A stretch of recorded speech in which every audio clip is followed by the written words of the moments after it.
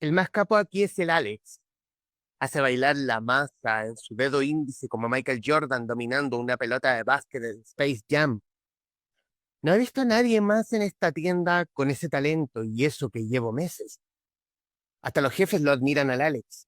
Con la masa, la gente se para a contemplarlo por el ventanal. Los niños pegan la nariz al vidrio y lo saludan como si fuera el mismísimo viejo Pascuero.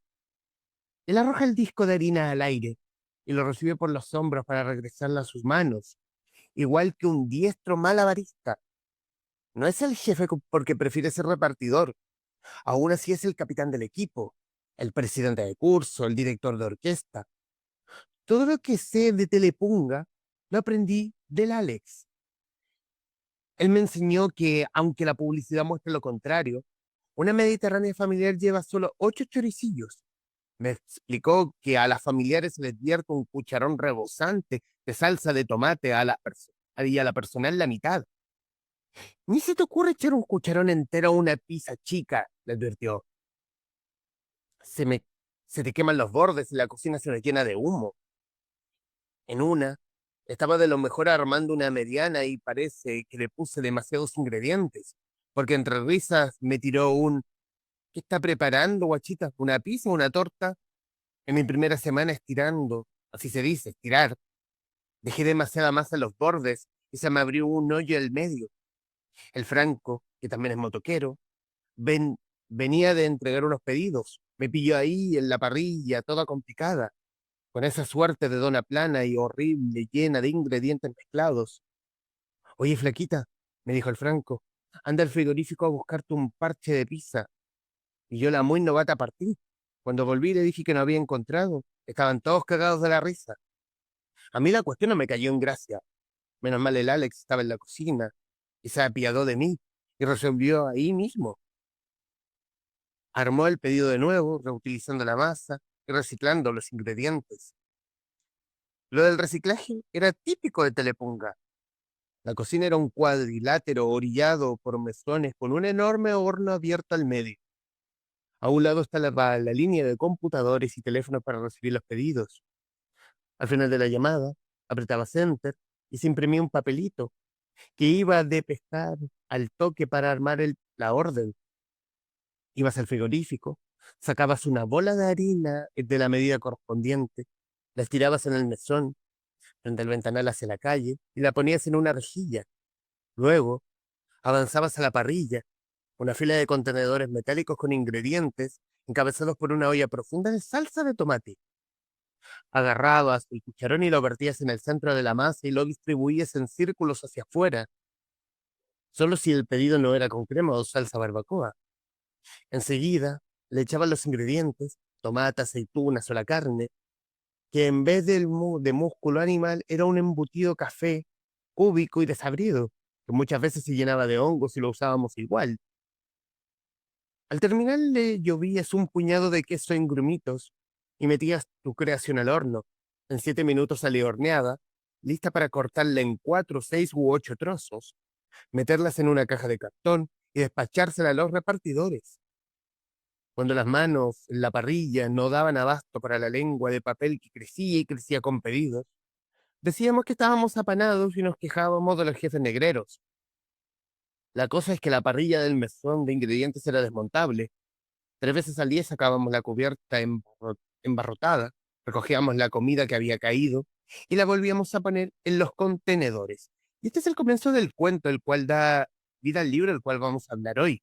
Hoy día hablaremos con Arelis Uribe, autora de Telepunga, su nuevo libro editado por los libros de La Mujer Rota y que muy amablemente acepté la conversación con este podcast. Estimada Arelis, muchísimas gracias por su tiempo para con los traficantes de cultura. Gracias a ti, Humberto, por la invitación. Estuvo simpático y bueno escucharse de voz de otra persona, como que le cuenten a una misma el cuento que ya contó. ¿Qué, qué, Gracias por esa introducción. qué sensación te queda? Porque como varios autores me han hecho esta misma aseveración que es raro escuchar tu propia creación. ¿Qué sensación te ocurre? Yo creo que lo que me fijo, porque el texto está escrito en piedra, por decirlo así, está impreso, son las inflexiones de la voz, ¿no? La forma de leer, las pausas, son diferentes tu performatividad. Mm. a cómo lo haría yo, por ejemplo. Pero no es bueno ni es malo, al contrario, es enriquecedor, es simpático escuchar otras inflexiones de voz, otras pausas, otras lecturas. Lo que me pasa sí es que voy adivinando, entonces mientras tú leías igual no podía evitar recitar o adelantarme a lo que venía porque obvio el texto es mío, lo conozco. Y hablemos del texto directamente. Después de un mucho rato, pues, tenemos el regreso de Arelis Uribe en formato libro, que está ya en librería, que está conversando sobre libros. Y tenemos este Teleponga, un libro muy simpático. Yo pienso y tiendo simpático, por tirar un primer término, que guarda como el espíritu de Kiltras, pero incluso hasta más oscuro, lo pienso. Sí, estoy de acuerdo. Bueno, yo creo que tiene que ver con dos cosas. La primera es que hay ciertas obsesiones que se repiten a lo largo de la obra de los autores. Le he escuchado a varios colegas decir que siempre se escribe el mismo libro o que el primer libro contiene todos los demás. Entonces, evidentemente hay algo ahí que se repite, que tiene que ver con mi estilo de prosa o con los mundos que yo construyo que tienden a ser realistas, y con la pertenencia a la clase popular, que es algo que a mí me obsesiona y me motiva a crear. Y por otro lado, lo que los hermana de manera más evidente es que estos cuentos, los cuentos que componen Telepunga, son cuentos que yo escribí, o los primeros borradores los escribí en la misma época que escribí Quiltras, pero fueron cuentos que en su momento yo los aborté, no pensé que pudiera terminarlos, o no sabía o no tenía las herramientas. Entonces eso es algo que te entrega el tiempo en la medida que recoges más lecturas y realizas más escritura, ¿no? Es algo como, yo lo homologo mucho al deporte. Tienes que ir como practicando unos movimientos, siempre estar corriendo, siempre nadando, poniéndote nuevas metas para poder superarte. Entonces, yo pese a que no he publicado todos los manuscritos que tengo, sí estuve trabajando en varios manuscritos de largo aliento y eso me dio nuevas herramientas para poder enfrentar estos cuentos que escribí hace 10 años y poder terminarlos ahora. Entonces, yo creo que por eso también resuenan tanto uno con otro, porque son de la misma camada, solo que los terminé con una década de distancia. ¿Y cómo fue ese ejercicio de encontrar estos cuentos y decir, aquí hay algo? Como Ah, aquí hay algo que puede, que claro, no lo descartaste en su tiempo por algo, pero hoy tienen otro espíritu. No sé si era el espíritu que la época que estamos viviendo. ¿Qué encontraste? mira, yo la verdad de lo de los contextos no es algo que me preocupe demasiado, no es como que yo diga, ay, este libro va a calzar justo porque ahora Telepisa cerró. No, Ujú. no, para nada. Al contrario, no, yo creo que cuando creo un texto me preocupo más del detalle, de lo singular, y ahí ocurre la magia del fractal, ¿no? Como algo pequeño puede generar empatía de manera general. ¿Cómo fue encontrarme estos cuentos? Fue increíble, fue maravilloso, fue renacer, porque como te decía, yo estuve trabajando en otros manuscritos y recibí muchos rechazos editoriales, de las editoriales grandes y de las editoriales independientes. Entonces estaba muy deprimida, estaba muy triste porque no había logrado conseguir publicaciones y la gente que hace música, ¿no? Es em, es muy satisfactorio, por ejemplo, tener música y darla a conocer y que el público pueda interactuar con ella. Siempre entregarle algo al público desde el arte genera mucha abundancia y interacción y diálogo con el público. Entonces, no había podido yo concretar aquello, entonces estaba muy triste y en una noche de tristeza me puse a revisar el disco duro. Yo creo que fui justamente a mirar porque la primera edición de Quiltra fueron 7 cuentos. Luego en España, cuando salió en España, la editora española me dijo, ¿y no tienes algo más? Y yo me acordaba que tenía algo más. Ya le salió otro cuento adicional que es 29 de febrero, que en la actual edición chilena ya lo incluye y en todas las ediciones que tiene el extranjero este libro, Colombia, Brasil, Francia, estoy hablando de Quiltras, incluyen ese octavo cuento. Entonces creo que pensé, tendré más cuentos por ahí, pero sin estar segura. Y me encontré con 12 cuentos, de los cuales juntando, y bueno, quedaron unos dos fuera, pero trabajando ese material, quedaron estos 9 que van en el libro, en Telepunga. Entonces fue muy satisfactorio porque vi un material que era antiguo, pero que me sonó o yo lo sentí muy contemporáneo y una prosa muy fresca. Em, Esa forma de escribir que está presente en este libro acá, yo no la tengo ahora, tengo otro lenguaje. De hecho, cuando lo leí, por ejemplo, en el cuento Telepunga, la narradora habla de los cachetes para referirse como a las nalgas, al trasero, y no es un léxico que yo ya use, ya en estos 10 años, por haber viajado en el extranjero, estar más grande, qué sé yo, ya no lo uso. Entonces, me generó ese distanciamiento necesario para poder editarlo junto con estas nuevas herramientas que tengo actualmente por mis lecturas y otras exploraciones. Entonces fue revitalizante, me sentir rediviva. eh, Fue un sueño. Sentí que la Arelis del pasado había viajado a rescatar a la Arelis del presente que estaba en la desesperanza realmente. Así que ha sido muy hermoso. No tengo ninguna expectativa con este libro y sin embargo ya me ha llenado satisfacciones. Estoy muy contenta. Y cómo ha sido el trabajo, esta vuelta de trabajar con Claudia Pablaza de La Mujer Rota? Como rememorar nuevamente, como rememorar viejos tiempos respecto del previo del Kill tras Previously. Bueno, el Kiltras, ella no la intervino tanto, me ayudó con algunos finales, un par de cosas, pero ese era un libro que estaba bien trabajado. O sea, oye, yo ya dije ahí lo que quería decir, ¿no? Independientemente de que sean cuentos breves y es un primer acercamiento de mi parte a la literatura, no lo editamos tanto. Luego Claudia Pabla se editó Que explote todo, que es una antología de mi trabajo periodístico, de las columnas al menos, y luego Seré las heridas con MC y luego vuelvo con Claudia Pablaza.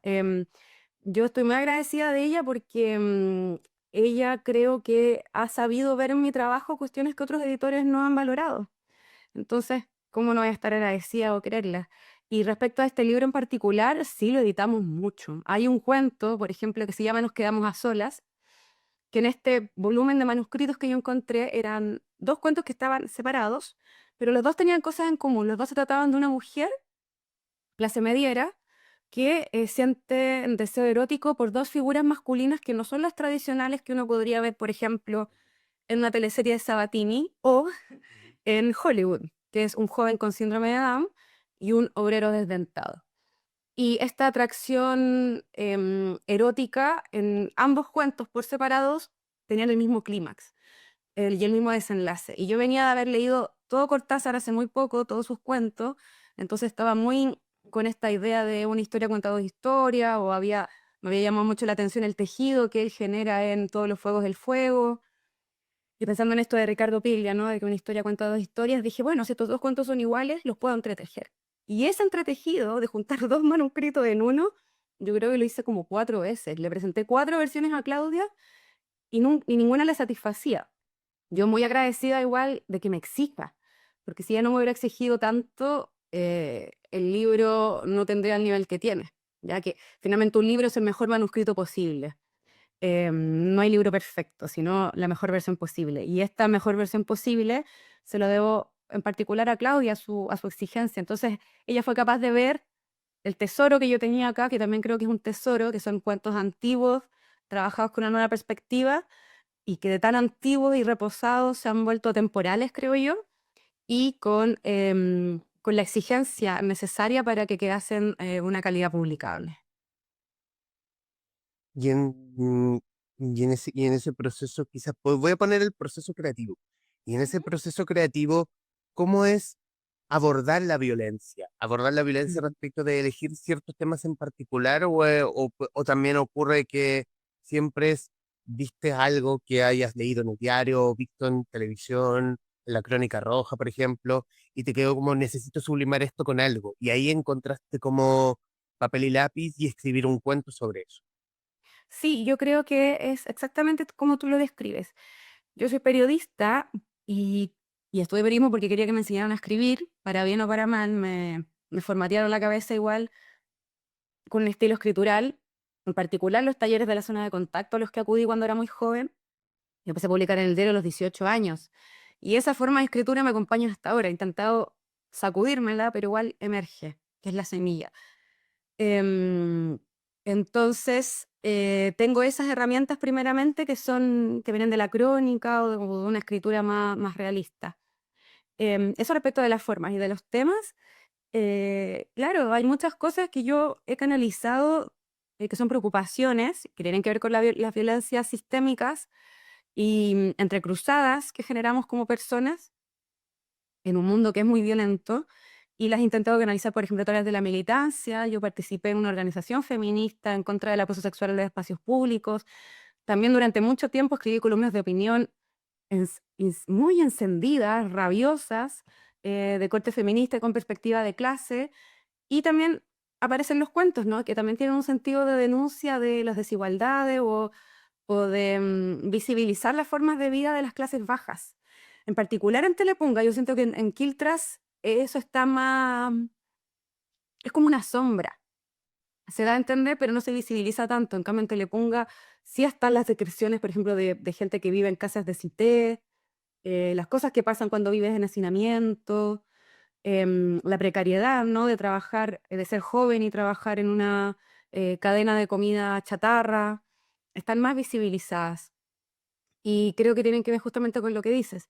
¿De dónde vienen? Bueno, son experiencias personales, experiencias que le han ocurrido a personas que yo amo, es decir, gente que me ha contado cosas dolorosas, y que se quedan conmigo y claro, tengo como esta inquietud o esta necesidad, como de decir, oye, mira, estas cosas pasan, a mí me preocupan. El libro es muy oscuro, yo tenía miedo igual de que el libro fuera tan oscuro, y me pasaba con Quiltras, por ejemplo, que yo sentía que me estaba repitiendo, siempre eran historias de mujeres, y aparecían perritos entre medio, perritos quiltros, y en este caso eran todos muy oscuros. Entonces, cuando una se empieza a repetir, me he dado cuenta de que hay una tecla que está sonando y eso es lo que permite que exista un conjunto. Entonces, esa oscuridad o em, ese araquirio, ese como más, esa abertura que hay a los temas de violencia acá, vienen eso, de la necesidad. He intentado trabajarlos con cuidado igual, es difícil, pero es con ese sentido de denuncia. Y también de cosas que escucho en la radio, Miss Lola, por ejemplo, que se trata de una profe que abusa de una o acosa a una joven estudiante, es algo que tomé porque me sorprendió muchísimo que en los colegios de monjas se hicieran denuncias de mujeres abusadas por monjas, porque es algo que yo no sabía que podía existir. Por mis experiencias y otras, siempre había visto como a la masculinidad como un ser predador y nunca a otras mujeres. Entonces ahí lo empecé a comprender también como un fenómeno adultocentrista. Generalmente son adultos que abusan de niños independientemente de su género o de su expresión o su identidad de género. La Arelis de ese entonces, o tomando también la Arelis de hoy, eh, en el trabajo, quiero volver al proceso creativo, pero para armar esa atmósfera oscura, porque se notan, porque se sienten, porque se huelen en ciertos casos. Tuviste que trabajarlos varias veces ese texto como para que tú misma digas, esto se siente oscuro, entonces quiero que sientas la crudeza y no sea un texto plano. Yo creo que hay algunos cuentos que son más crudos que otros, en particular los que tratan del abuso. Y yo diría que La escopeta es muy violento, porque ahí se trata de un niño que aprende la masculinidad a disparos, literal, y él también abusa de su hermana. Y creo que Trenes es otro muy oscuro, porque, bueno, voy a spoilear. Se trata de mucha precariedad, pero a la vez de mucha solidaridad femenina. Entonces son dos mujeres solas que se enfrentan a una vida que hay que ganarse el día a día, sin muchas herramientas, y luego son también otras mujeres las que les vienen a ayudar, y ahí también hay situación de abuso sexual y hay un suicidio. Mm, Em, no es que yo quiera como hacer sentir mal a los lectores, no es esa la pulsión que está detrás. Yo creo que tiene que ver con cosas que estaban, que yo ya había exorcizado. La anécdota de la escopeta estaba en los culpas. mm. La anécdota de la escopeta estaba en mis manuscritos, y la anécdota del suicidio también es uno de los primeros eh, cuentos que escribí. Entonces, disculpa que voy a silenciar el teléfono para que no vuelva a sonar ya. Eh, y entonces eso, no es como, ¿cómo lo voy a hacer para que se sientan mal los lectores? No, en realidad mi pregunta es, por ejemplo, hay una persona que yo quiero mucho que me contó alguna vez que la había abusado su hermano. Y eso a mí me caló, me caló, me caló, me caló, me caló. Entonces lo agarré y lo exorcicé en este cuento.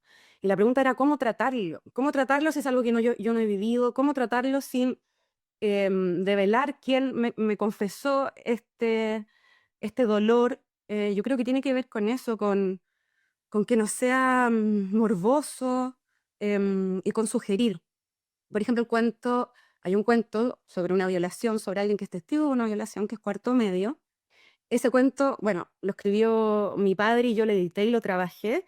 Y a mí me parece que lo sugerido está muy bien tratado porque em, se describe la escena, se describe la situación.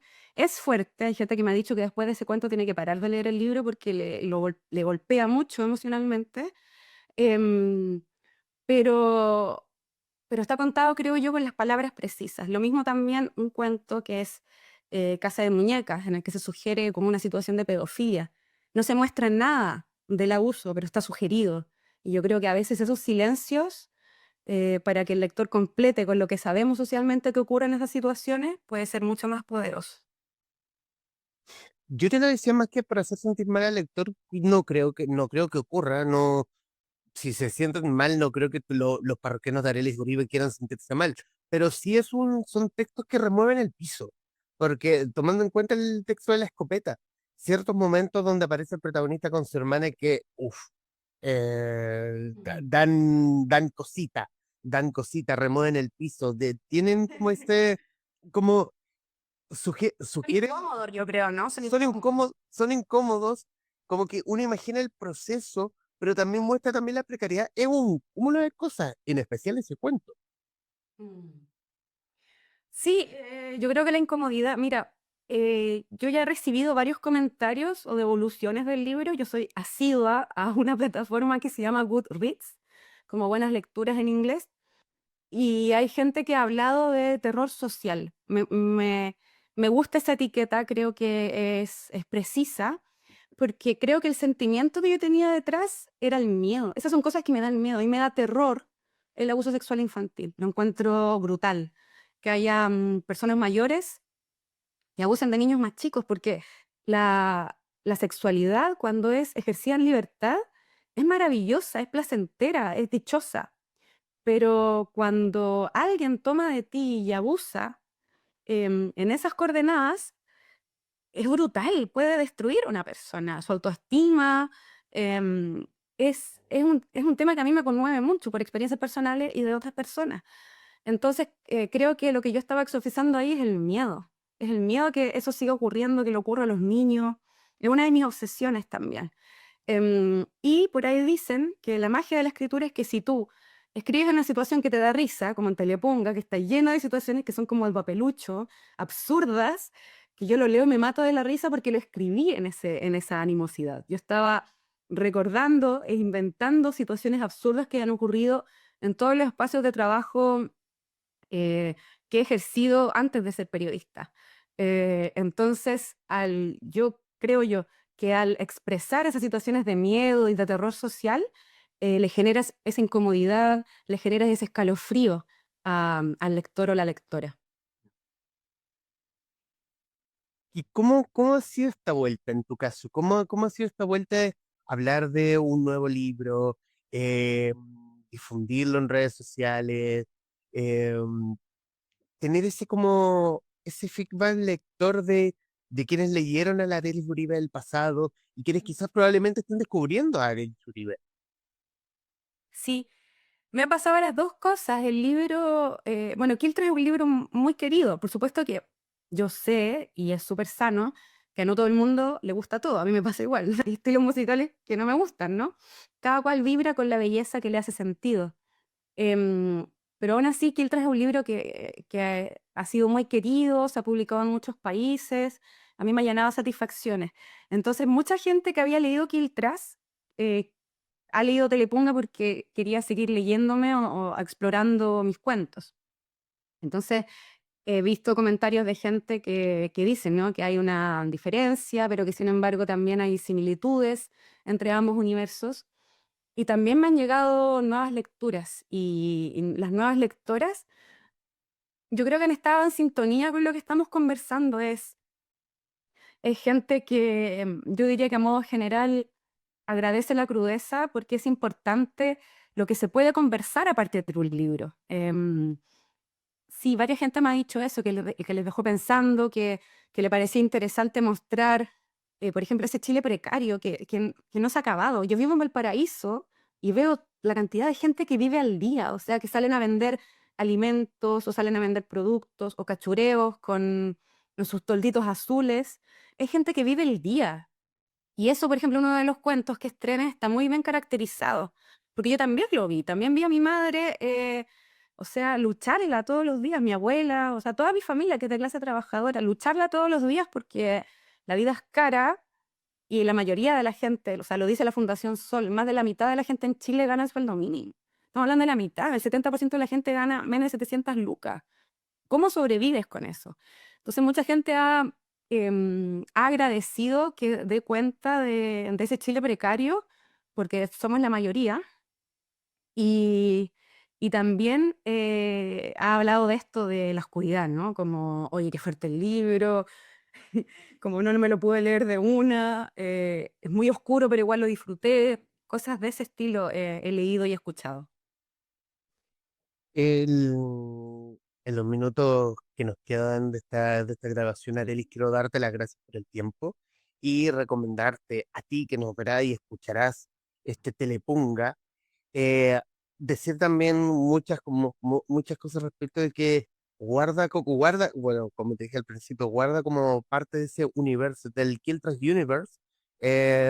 Igual, si fuera este un canon, el canon de Arelis Uribe, el Kiltras Universe, guarda parte del espíritu de este nuevo libro, donde son libros, donde son cuentos crudos, donde están bien afirmados en todo caso.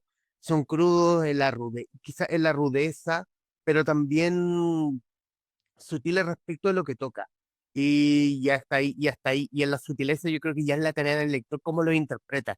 Si quiere asustar, que te remueva el piso, porque va a pasar. Pero es un buen, pero es un buen ejercicio para leer un lado B, porque no todo es tan bonito, porque no todo está, y llega como creo yo en un momento preciso, sobre todo en temas políticos, que te le pongan, entra parado. Quizá no lo Mm. buscaste, pero entró parado igual. Pero entró parado igual y eso es fantástico.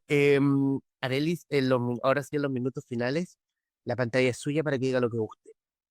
Ah, bueno, nada, les invito a leer literatura chilena, a leer literatura proletaria. Me quiero referir al título igual, sobre la palabra punga, que yo ya la había exiliado de mi léxico, de mi registro, no a propósito, y la reencontré en este texto, y después se me apareció un texto de Lemebel, el texto de Daniela Catrileo. Entonces también hay un ejercicio ahí de la arqueología del lenguaje popular, que va del título hasta el final. Y que no se asusten, porque hay cuentos que abordan la solidaridad entre mujeres, hay cuentos que son más chistosos, así que tiene de todo, no solo oscuridad. Así que espero que lo busquen y también me pueden encontrar en redes si quieren seguir la conversación. Me llamo Uribe Arelis, así que por ahí los podemos encontrar. No, a propósito, antes de finalizar, güey, qué buen tema tocaste, como que esta mirada más proletaria popular no está tan tocado. O sea, se me venía tu nombre, se me venía Daniela Castileo, mismo Lemebel, no se me ocurre nadie más.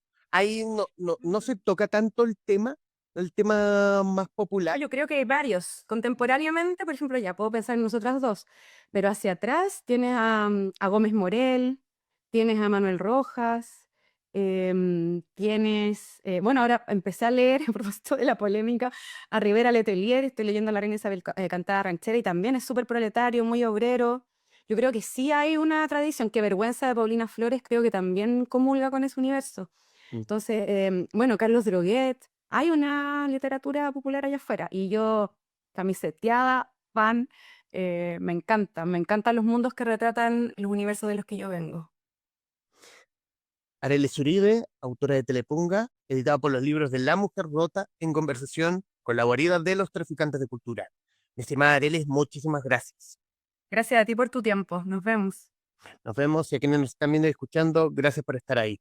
Adiós.